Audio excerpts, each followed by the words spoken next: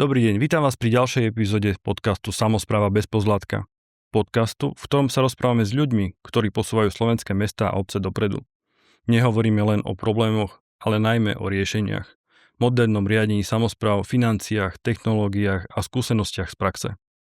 Budeme hovoriť o tom, ako vyzerá moderné riadenie mesta, prečo sú kvalitné dáta s jedným z najdôležitejších nástrojov primátora a akú úlohu zohrávajú GIS, umelá inteligencia a kam sa podľa nášho hostia budú slovenské mestá uberať v najbližších rokoch. Mojím dnešným hosťom je Peter Wolf, primátor Dubnice nad Váhom. Pán primátor, ďakujem, že ste prijali pozvanie. Na úvod by som sa chcel opýtať, v minulom podcaste som mal pána predsedu parlamentu a rozoberali sme 5-ročné volebné obdobie. Aký máte na to vy názor? Dobrý deň, prajem všetkým. Môj názor je taký, že to závisí od uhlu pohľadu. Ak sa podarí zvoliť štatutára, ktorý je naozaj zodpovedný a povedie tú samosprávu tým správnym smerom a pokrokovo bude riešiť problémy a témy, ktoré daný región alebo samospráva má, tak to dlhšie obdobie môže priniesť samozrejme viac možností doručovať tie kvalitné výsledky.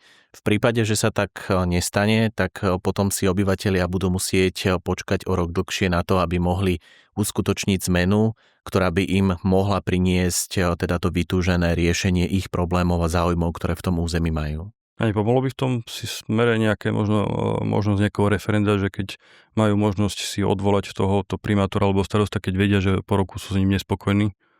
Čo sa týka nejakého imperatívneho mandátu a možnosti obyvateľov cez nástroje priamej demokracie meniť štatutára, tak tam vieme zo skúseností, že tak ako sú dnes u nás na Slovensku nastavené podmienky, najmä čo sa týka toho kvóra, ktoré tam musí byť splnené, tak tá pravdepodobnosť, že sa to podarí uskutočniť takúto zmenu je veľmi malá. Tak v tomto prípade treba naozaj veľmi citlivo zvažovať. Aj onedlho nás čakajú komunálne voľby. Ako si ľudia budú voliť svojich zástupcov, či to budú ľudia, ktorí skutočne budú reprezentovať tie záujmy, ktoré v danom regióne väčšina obyvateľstva má a budú schopní doručovať výsledky, ktoré v tom predvolebnom boji budú deklarovať ako to, čo chcú za to štvoročné alebo teda poťažmo 5-ročné obdobie dokázať, alebo to naopak sa nepodarí a bude to človek, ktorý je možno známy a ktorý predstaví, poviem obrazne, vzdušné zámky, ale reálne to budú neuskutočniteľné ciele, tak tu je naozaj veľká zodpovednosť na ľuďoch a ja pevne verím, že aj tohtoročná účasť bude dostatočná na to, aby sa zvolili reprezentanti, ktorí dokážu to mesto viesť v, dá sa povedať, trendoch dnešnej doby a čeliť tým výzvam, ako sú klimatické zmeny, komplikácie v oblasti dopravy, tlak na kvalitu verejného priestoru, životného prostredia, odpadové hospodárstvo, recykláciu a ďalšie témy, ktoré sú naozaj pre kvalitu života v meste veľmi, veľmi dôležité. Kultúra je tiež oblasť, ktorá je veľmi dôležitá pre kvalitu života. Aj vo vašom regióne veľa starostov k vám zliada. A chcem sa opýtať také možno moderné mesto. Čo si máme predstaviť pod takým moderným riadením mesta u vás? To, čo sme sa my v podstate ako kolektív od začiatku usilovali, bolo robiť rozhodnutia na základe dát. Čiže získať si informácie, problém, ktorý sme išli riešiť, kvantifikovať a potom zvoliť riešenie v snahe alebo s cieľom predísť nejakým chybám, omylom, ktoré by nás mohli stáť nejaké nehospodárne vynaložené verejné prostriedky alebo zdroje.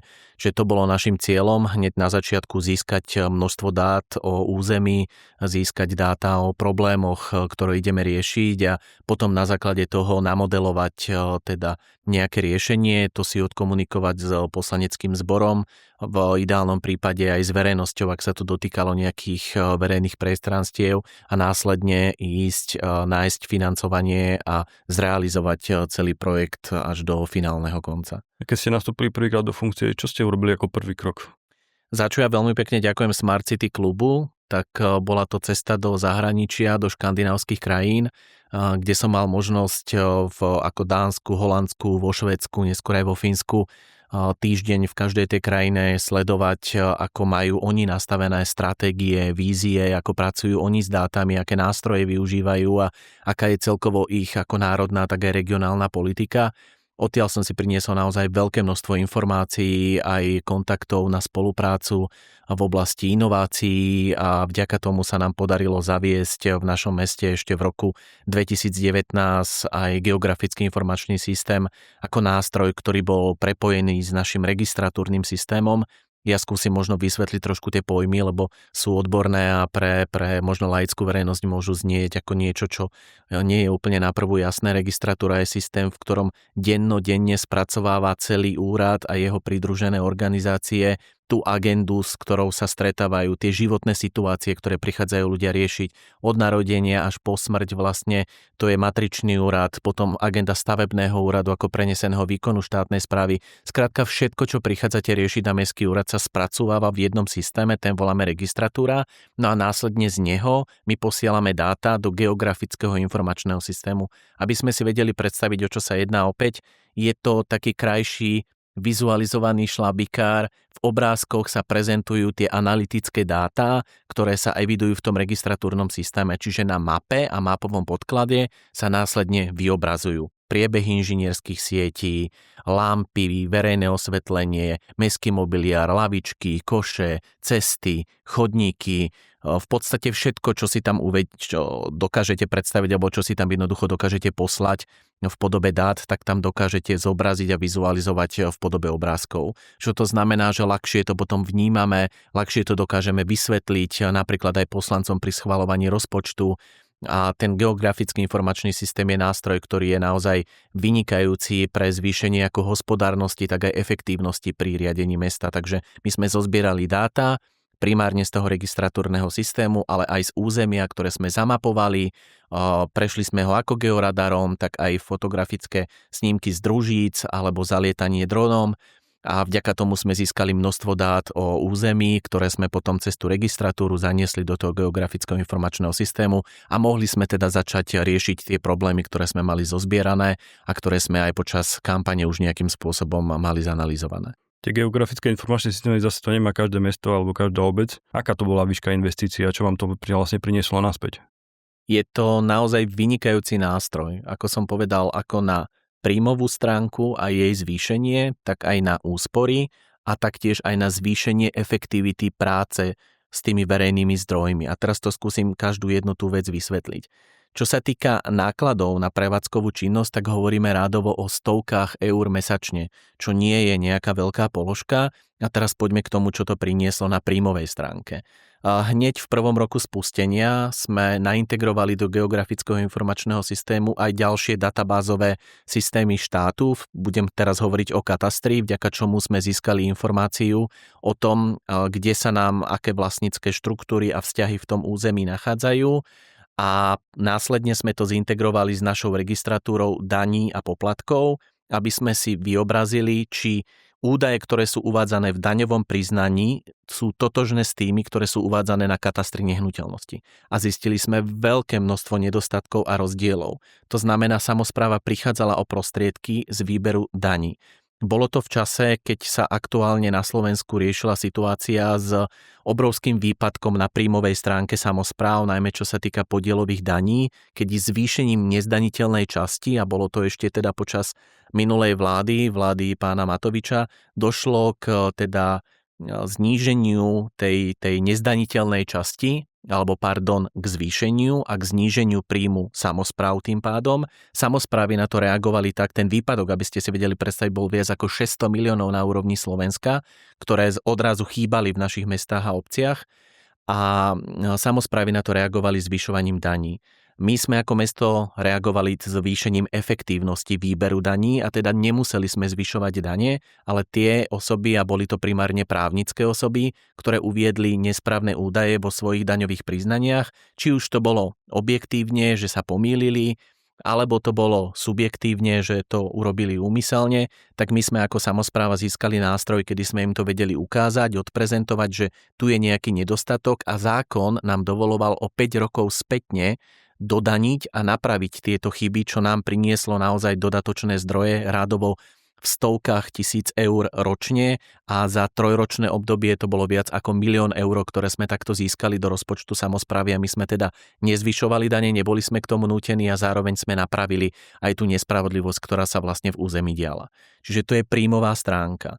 Potom môžeme hovoriť o nejakom hospodárnejšom nakladaní s verejnými prostriedkami v prípade, že idete plánovať nejakú investičnú akciu, aj veľmi jednoduchú. Poviem osadiť lavičku alebo dopravnú značku v území a nemáte informáciu napríklad o priebehu inžinierských sietí, tak sa vám veľmi ľahko môže stať, že presne tú inžinierskú sieť práve takýmto jednoduchým úkonom porušíte a vznikne škoda, ktorú potom musí tá samospráva nahradiť. Je tam výpadok a tak ďalej. Nám sa to stalo tiež, dokedy sme tento priebeh nemali, tak presne dopravnou značkou sme porušili optické káble, ktoré boli v zemi, o ktorých sme teda nemali vedomosť a následne vznikla škoda, ktorú sme museli nahradiť. Čiže sme si povedali, že toto už sa nám nesmie stať a práve zanesením tých priebehov inžinierských sietí vieme predchádzať takýmto mimoriadnym situáciám, haváriám, škodám, ale zároveň aj v plánovaní, a teraz prejdem k tej efektívnosti, keď pripravujete nejakú investičnú akciu a nemáte vedomosť, napríklad, ak zostanem pri tých inžinierských sieťach, o priebehu inžinierských sietí, tak sa môže stať, že si naplánujete niečo, čo je veľmi pekne vyzerajúce, verejno prospešné, ale zistíte, že vyvolané investície v dôsledku prekladky niektorých priebehajúcich inžinierských sietí budú také vysoké, že celú investičnú akciu vám to vlastne zmarí. Ale vy sa to dozviete až v čase, keď si celú investičnú akciu naplánujete, keď viete, čo idete realizovať, vysúťažíte si niekoho, kto vám zamerá to územie a následne vám vytýči inžinierské siete. Čo môže v podmienkach samosprávy aj z pohľadu verejného obstarávania, aj všetkých tých procesných krokov, ktoré je tam potrebné vykonať, trvať aj niekoľko mesiacov, kedy zistíte, že vlastne nemôžete zrealizovať tú investičnú akciu, pretože tie vyvolané investície by boli tak obrovské, že sa to neoplatí. My dnes tak vôbec fungovať nemusíme a už roky vlastne takto fungovať nemusíme, pretože tú informáciu máme okamžite a vieme ju potom prípadne poskytnúť aj nejakým ďalším partnerom, ktorí s nami vstupujú do nejakých právnych vzťahov. Vieme ich vyvarovať týmto nedostatkom a v podstate ich pripraviť na to, aby keď nejaký investičný zámer sa ide ešte len chystať, tak už v tom štádiu jeho prípravy sme vedeli preventívne predísť tomu, že by tie jeho vyvolené investície boli vysoké. Čiže tu zvyšujeme efektivitu. Nehovorím potom o nejakých ďalších veciach, napríklad pri schvaľovaní rozpočtu. Tie debaty bývajú rôzne. Niektorí poslanci sú takí, ktorí sú výreční a takí asertívnejší, iní sú možno trošku submisívnejší, ale stále rozumní ľudia so záujmom o verejnoprospešné ciele. No a tam ten asertívnejší a niekedy výrečnejší hovorí o tom, že iba to jeho územie, ten jeho volebný obvod je ten, ktoré potrebuje najviac zdrojov do ciest, do chodníkov, lebo oni sú tam najhoršie. Prirodzene to tak môže vnímať, pretože sa napríklad viac vyskytuje tam a je to možno priamo pred jeho domom alebo niekde v tej oblasti, kde on žije, ktorú zastupuje.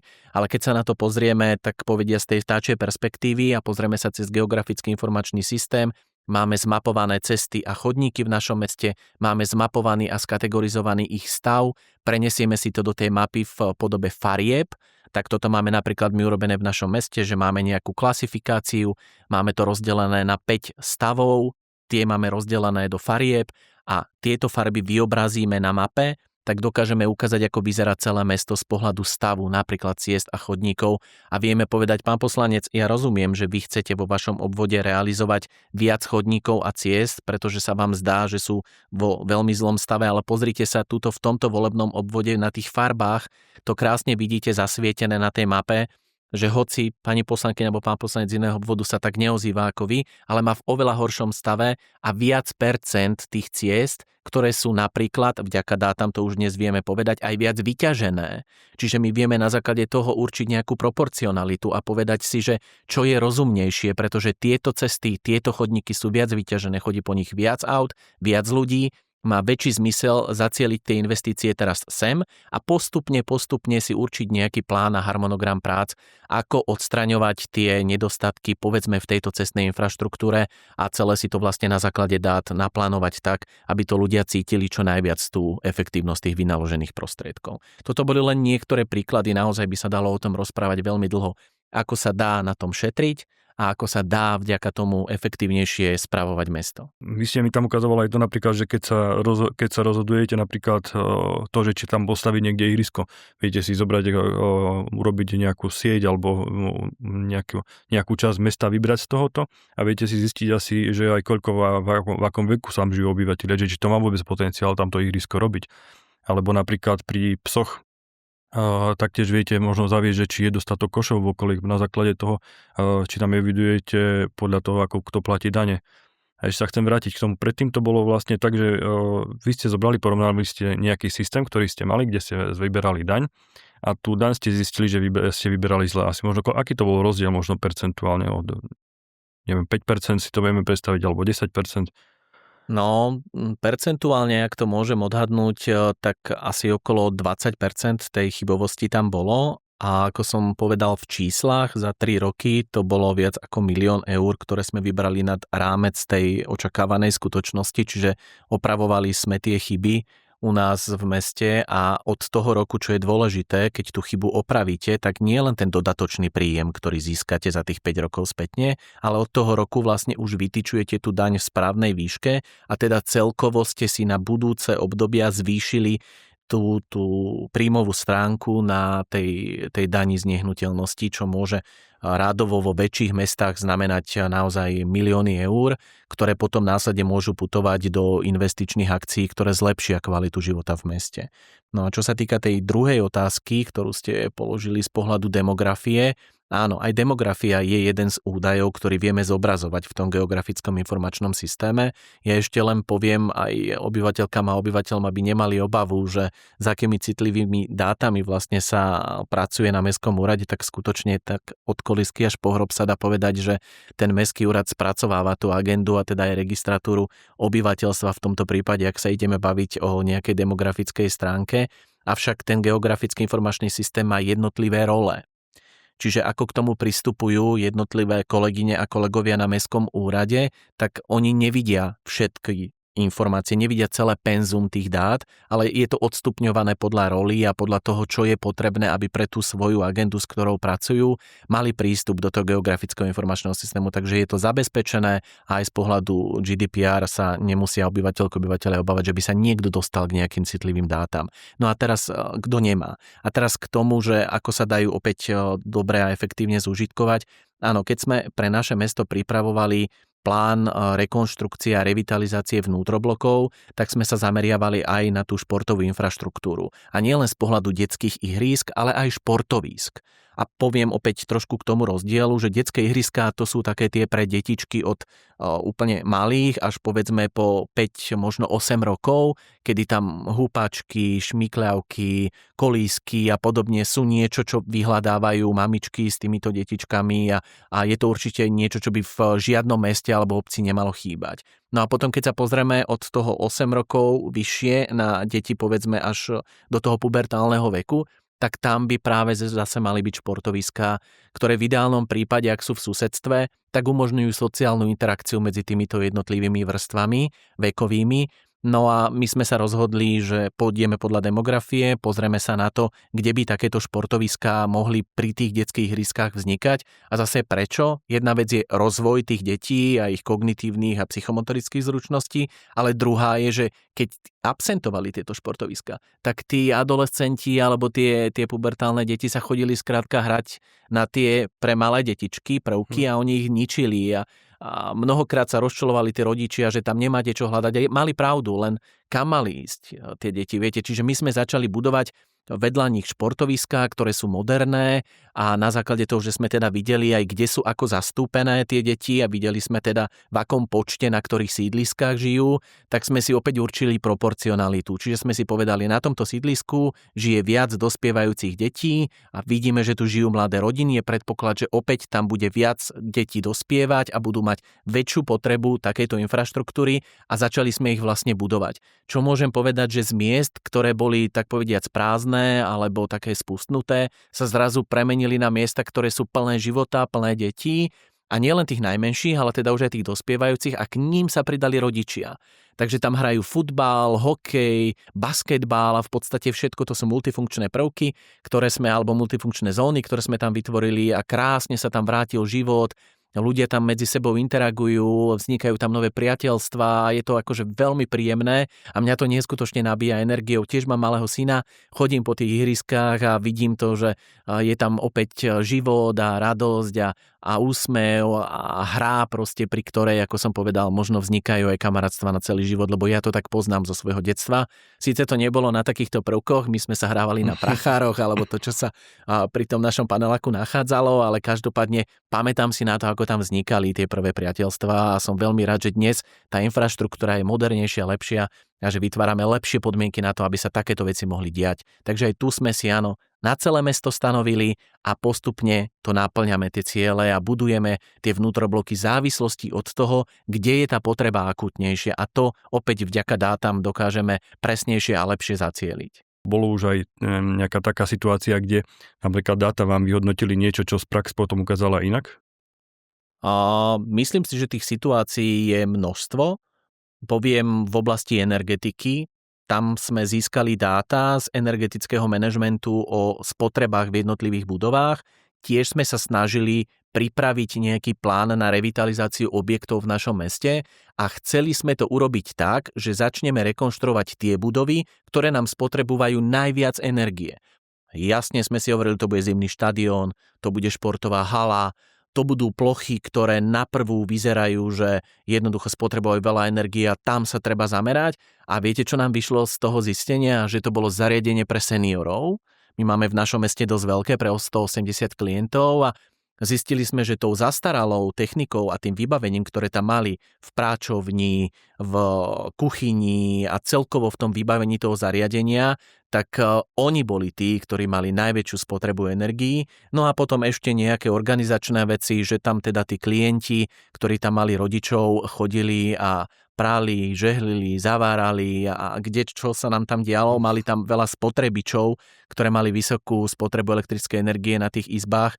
Tak vďaka tomu a tým dátam sa nám ukázalo, že prax hovorí niečo úplne iné, ako my sme si mysleli a začali sme samozrejme, dnes už je to zariadenie zrekonštruované, získali sme na to 4 milióny zo štátneho fondu rozvoja bývania a to zariadenie sme zrekonštruovali a tá spotreba je úplne inde a aktuálne máme schválené prostriedky aj na umiestnenie obnoviteľných zdrojov, čiže fotovoltickou elektrárňou, ktorá tam bude umiestnená s veľmi slušným výkonom, dokážeme ešte znížiť viac tie prevádzkové náklady, ako je tomu v súčasnosti po tej modernizácii, keď sa vďaka teda moderným zariadeniam znížila tá spotreba energie, ktorá tam bola.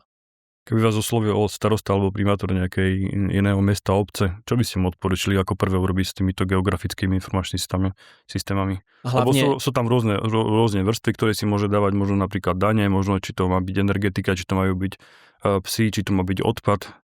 Doprava, zeleň. Mohli by sme pokračovať, je to v podstate všetko, čo si dokážete predstaviť, alebo možno v dnešnej dobe ešte nedokážeme, pretože nástup umelej inteligencie nám bude prinášať nové a nové výzvy a ja pevne verím, že ju použijeme správne na to, aby sa náš život opäť zlepšil, tak ako je to v prípade elektriky alebo ohňa. Keď sa používa nesprávne, tak môže spôsobovať obrovské škody, ale ak to použijeme správne, tak nás to výrazným spôsobom posúva a toto isté bude, myslím, že aj nástup, alebo verím, že bude aj nástup umelej inteligencie. A čo by som odporúčil, jednoznačne treba začať pracovať s dátami a tie rozhodnutia robiť na základe dát nie pocitovo, nie emotívne, nie na základe tlaku, ale na základe jasne kvantifikovaných dát alebo na základe dát kvantifikovaných problémov a tie potom riešiť postupom, ktorý opäť v ideálnom prípade je určený na základe dát a tým prediktívne predchádzame vzniku nejakého nehospodárneho nakladania s verejnými prostriedkami alebo že sa nám nepodarí niečo tak, ako sme si v tom úvode predstavovali. Ako vy si viete predstaviť, že ako bude fungovať možno tá samospráva o 10 rokov s takýmto riadením, keď budeme už používať umelú inteligenciu? My už dnes u nás v procesných postupoch umelú inteligenciu na úrade používame a som veľmi rád, že si ju kolegyne, kolegovia na úrade oblúbili aj v našich rozpočtových príspevkových organizáciách. Nie je to nejaké ChatGPT, hej? Nie. A mali sme niekoľko školení aj v tejto oblasti s odborníkmi, aj tie nástroje, ktoré máme, sú opäť z eurofondov získaných zdrojov vlastné túly, s ktorými dokážeme pracovať a ktoré nám dokážu analyzovať tie dáta. Tam, kam sa chceme v budúcnosti posunúť, je teda po výmene serverových úložisk a grafických kart, ktoré nám umožnia následne spracovávať viac dát, hlavne teda z obrazu, z kamier z našeho mesta, tak nás to posunie potom výrazne ako v projektovaní, v príprave, ale aj v bezpečnosti obyvateľiek a obyvateľov v našom meste. A opäť poviem nejaké konkrétne príklady. Ten kamerový systém, ktorý dnes v meste máme, má nejaký rozsah počtu kamier, je v nejakých miestach, kde teda bolo pripojenie aj z pohľadu napájania, aj z pohľadu konektivity. My pri rekonštrukcii komunikácií a ciest v našom meste si postupne budujeme v celom meste vlastnú sieť optického káblového vedenia a teda zakopávame do zeme chráničku aj s rezervou pre budúcnosť, kde by ak v budúcnosti k nám niekto do mesta príde, my mu ju vieme prenajať, nemusíme už rozkopávať a pre vlastné potreby si teda budujeme vlastnú optickú sieť. Opäť bezpečnosť dátových tokov, citlivých dát do našich zariadení, kde následne z toho obrazu budeme cez umelú inteligenciu vedieť oveľa adresnejšie a presnejšie vyhodnocovať incidenty, identifikovať osoby, vozidlá, objekty, v podstate čokoľvek, čo budú mestskí policajti alebo príslušníci pri objasňovaní tej činnosti potrebovať. Už dnes to vieme v nejakej miere robiť, ale potrebujeme teda modernizovať, lebo tie technológie sa neskutočne posúvajú dopredu a umelá inteligencia potrebuje teda veľké kapacity na to, aby dokázala doručovať rýchlo tie výsledky, tak tá budúcnosť je taká, že si príslušník napíše do klasického fulltextového vyhľadávania, ako poznáme napríklad z nejakých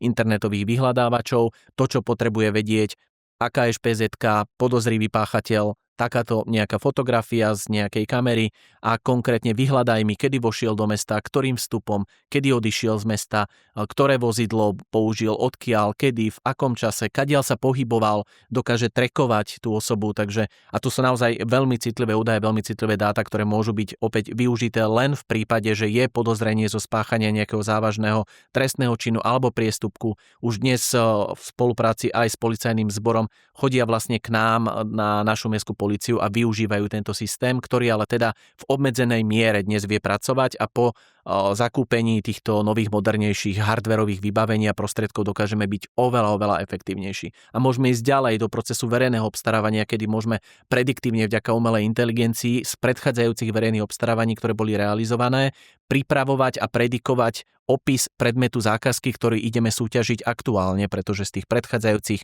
to dokáže vybrať dáta a to sa dá robiť nielen na úrovni mesta alebo regiónu, ale celého štátu. A všetci ľudia na oddeleniach verejného obstarávania dokážu potom oveľa rýchlejšie mať pripravené opisy predmetov zákaziek a napríklad aj zložitejších, ako je obstarávanie softvéru alebo hardverového vybavenia. Čiže naozaj tá efektivita môže výrazne napredovať až skokovo. Ešte jeden príklad uvediem. Pred zavedením geografického informačného systému v našom meste sa pohyboval počet investičných akcií rádovo v jednotkách v roku. Dnes sme na úrovni desiatok. Čiže my sme skokovo narástli v tom, koľko dokážeme za rok spraviť investícií a to z toho dôvodu, ako som už uvádzal, predišli sme chybám, lepšie a rýchlejšie to dokážeme celé naplánovať, sprocesovať, nestretneme sa potom v tom povolovacom procese s nejakými neprekonateľnými prekážkami alebo minimálne im dokážeme výrazne preventívne predísť a potom dokážeme doručovať viac tých výsledkov a ľudia to cítia, že to mesto rýchlejšie napreduje a rýchlejšie sa spláca modernizačný dlh, ktorý je nakumulovaný vo všetkých našich mestách a obciach za tie roky, kedy bolo málo finančných prostriedkov na rozpočtov samospráv. To máme ostatne aj dnes. Bez eurofondov by sme naozaj mali veľký problém doručovať tie výsledky, ale tie GISy pomáhajú aj pri v podstate čerpaní tých eurofondových prostriedkov, lebo máme veľa projektov, ktoré sú pripravené a čakajú potom už len na tie prostriedky z tej Európskej únie. Keď vlastne hovorí o tých policajtoch, vlastne si to mám predstaviť, takže štátni policajti v podstate prídu na mestskú políciu a mestská polícia, predtým to bolo takto väčšinou, že si napalia na CDčko. A možno nemali by byť prepojené tieto systémy, lebo štát v podstate má tiež tento investičný dlh a vy ako Dubnica nad Váhom asi predbiehate štát v tomto a štát možno by mal plniť niektoré úlohy. Či by nemali byť nejako prepojené tieto systémy, napríklad mesta, a či by nemali rovno poskytovať tieto údaje napríklad okresným obvodným policajtom a podobne. No, ja s vami úplne súhlasím a dokonca ešte ďalej by sme mohli túto debatu rozvinúť a ja na mnohých fórach som aj otváral túto debatu a túto tému, že by sme potrebovali viac dát od štátu. Viac registratúr, viac databázových systémov z jednotlivých rezortov by pomohlo ešte efektívnejšie spravovať samosprávy a doručovať tie výsledky ľuďom, čo by cítili okamžite. Opäť uvediem nejaký konkrétny príklad, aby sme si to vedeli lepšie predstaviť. Príslušníci mestskej polície riešia nejaký priestupok, dnes to dokážu robiť s tabletom na mieste, vďaka systému si dokážu veľmi rýchlo zistiť, identifikovať osobu a predvyplniť v podstate celý formulár priamo na tom mieste, ak sú tie systémy poprepájané. To je v prípade, že je obyvateľ s trvalým pobytom u nás v meste, pretože ho máme v našej registratúre. Keby sme mali naintegrovanú registratúru REGOP, čo je registratúra obyvateľov Slovenska, tak to vieme robiť v podstate s pôsobnosťou akoby celoslovenskou, alebo aj v prípade evidencie nejakých príslušníkov z iných štátov, aj v tomto prípade pre nich. Čo dnes nemáme a hovorím to všade, že my potrebujeme nielen kataster, ktorý nám takto veľmi pomohol, ale v podstate sociálnu poisťovňu, súdy, obchodný register, všetko keby sme dokázali a my by sme si tie dáta vymieniali, že to nie len aby my sme ich dostali, ale my sme pripravení a hovoríme, že balíky datasetov posielať aj štátu. Veď ja pevne verím, že štát tieto dáta potrebuje. Máme z minulosti opäť príklad, kedy sa rozhodlo, že deti majú viac cvičiť. Stanovilo sa to legislatívne a potom sa vrátila spätná väzba z územia, že nemáme dostatok telocviční. Že ten počet hodín, ktorý bol určený, jednoducho nesedí a čo sa dialo, že deti museli cvičiť na chodbách, aby sa splnila tá kvóta, ktorá bola stanovená. Kdežto keby boli dáta o tom, že koľko vlastne tých priestorov máme, ako sú vyťažené, lebo my ich máme ako samosprávy, len rôzne ich evidujeme. Tu je to potrebné zosúladiť, aby aj tá štruktúra dát bola naozaj taká, aby sa medzi sebou mohli tie dáta potom migrovať, šerovať, vymieňať a aby boli validné, správne a aby ich tie systémy potom dokázali vyhodnocovať a analyzovať. Lebo to, čo umelá inteligencia tiež potrebuje, aby bola naozaj kvalitná, respektíve aby doručovala kvalitné výsledky, je mať dobré, validné dáta. Čiže musia byť vyčistené, presné, aby sa mohli párovať a aby po analýze mohla byť nejaká syntetická výsledok alebo teda výsledovka. Pardon. Myslíte, že čo bude najväčšou výzvou slovenských starostov alebo primátorov v budúcnosti, keď niektorí sú proste šikovnejší ako vy, potom chcem povedať, že menej šikovní, ale tí, čo sú menej technicky zruční, ale predsa sa tam dostanú, nepoužívajú napríklad také technológie, ako používate vy. Myslíte, že potom aj mesto sa nevie takto potom do budúcna vyvíjať, alebo potom má nejakú výhodu, keď je niekto technologicky vyspelejší, ako má dobré srdce pre tých voličov, kde ho zvolia? A možno by sme mohli hovoriť o nejakej konkurenčnej výhode, ak by sme sa na celú situáciu pozerali z pohľadu kompetitívnosti alebo nejakej súťaživosti. Ja sa ale na to budem pozerať, aj sa chcem pozerať radšej ako na možnosť spolupráce a pomoci pre tých, ktorí buď nemajú personálne kapacity alebo technické kapacity a tu si treba povedať, že tie slovenské samosprávy majú naozaj veľmi málo prostriedkov v porovnaní s našimi susedmi a to je úplne jedno, na ktorú svetovú stranu sa pozrieme, že či sú to Češi alebo sú to Poliaci, že tam naozaj sa bavíme o násobkoch, čo majú oni viac preto, aby mohli doručovať tie výsledky svojim obyvateľkám a obyvateľom. Čiže mnohokrát je to aj o tom, že tí starostovia veľmi chcú, snažia sa, dávajú zo seba maximum až nadľudské výkony, veď ja sa s tým stretávam, tak nemôžu, pretože nemajú na to prostriedky, že my chceme pomáhať a vďaka tomu vzniká teraz v Dubnici aj naozaj veľký projekt s regionálnym dosahom alebo dopadom coworkingového centra, kde v spolupráci s univerzitou, aj nejakým neziskovým sektorom, aj podnikateľským sektorom vzniká priestor, kde sa budú dáta jednak šerovať, zároveň analyzovať a z nich budú vznikať nové riešenia, ktoré potom budeme poskytovať a čo je veľká výhoda na digitálnych riešeniach, že oni sú škálovateľné. Tá škálovateľnosť v zmysle, že vy viete jedno riešenie použiť na viacero situácií a pretože je to digitálna stopa, ktorú viete potom niekam ďalej posunúť a pomôcť takto aj tým, ktorí nemajú také kapacity. Čiže toto chceme robiť aj pre budúcnosť, chceme pomáhať. Zdieľame si tie príklady tej dobrej, pozitívnej praxe, čiže si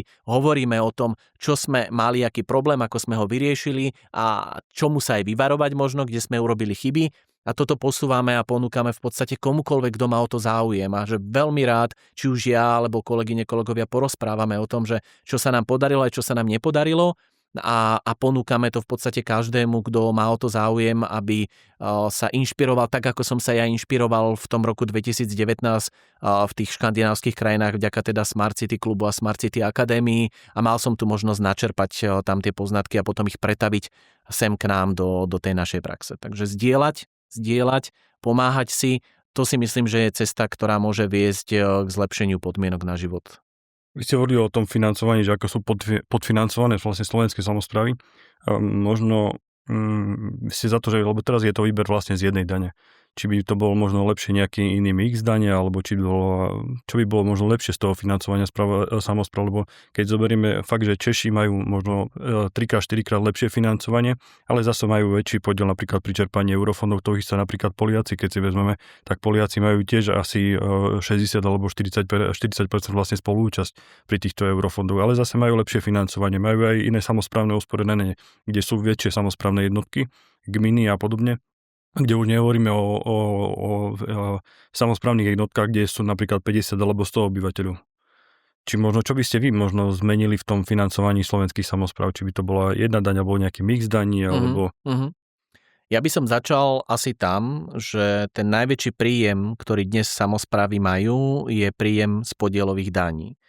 A veľmi by nám pomohlo, keby nám štát stále tento príjem neznižoval, či už nejakými nepriamými opatreniami. Ja už som spomínal, že zvýšili nezdaniteľnú časť obyvateľiek a obyvateľov a to znížilo príjmy samospráv v tom čase na úrovni 600 miliónov eur. To je obrovský výpadok, ktorý sa okamžite cíti. Následne reforma školstva nám ako samosprávam odobrala finančné prostriedky, ktorá prebehla len nedávno a dnes hovoríme, že samosprávy majú z tých príjmov z podielových daní už len 53%, pretože štát povedal, že sa budeme podieľať ešte aj na konsolidácii štátu. Hoci miera, ako sme sa podielali na zadlžení štátu ako samosprávy, bola niekde na úrovni necelých 2% a to hovorím, že som zahrnul aj kraje, nie len mestá, obce, ale aj samosprávne kraje, ale bolo nám povedané, budete sa podieľať na tej konsolidácii a zoberieme vám nejaké percentá z tej podielovej dane, ktoré ste dostávali. Čiže my máme, že rastúce náklady, stúpajúca inflácia, ale znižujúce sa príjmy. Čiže tá situácia sa stále viac a viac zhoršuje.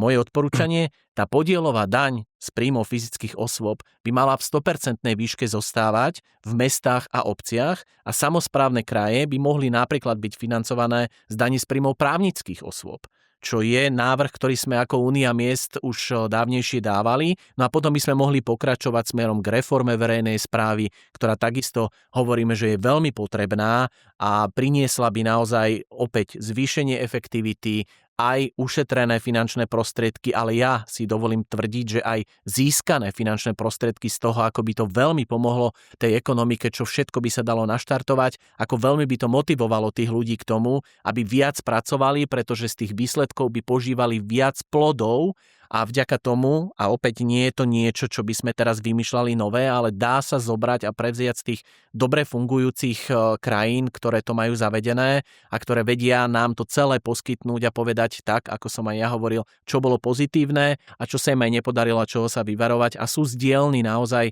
a ochotní. Ja som teda mal tu možnosť sa rozprávať po týždni v tých škandinávskych krajinách aj o týchto témach a naozaj sú veľmi zdielni na to, že veď si to vezmite, tie pozitívne veci, ktoré sa nám podarili, kľudne viete prispôsobiť a aplikovať aj u vás. Čiže ja hovorím, dajme samosprávam tie príjmy z tých podielových daní z príjmov fyzických osôb v 100% výške a uvidíte, ako sa zmení kvalita života. To je jedno, v akej veľkosti mesta alebo obce. To by na začiatok veľmi, veľmi pomohlo a postupne by sme mohli pokračovať ďalej. Kľudne sa to môže podmieniť reformami, ktoré sú aj potrebné a ktoré aj z pohľadu nového programovacieho obdobia zrejme nejaké budú musieť byť.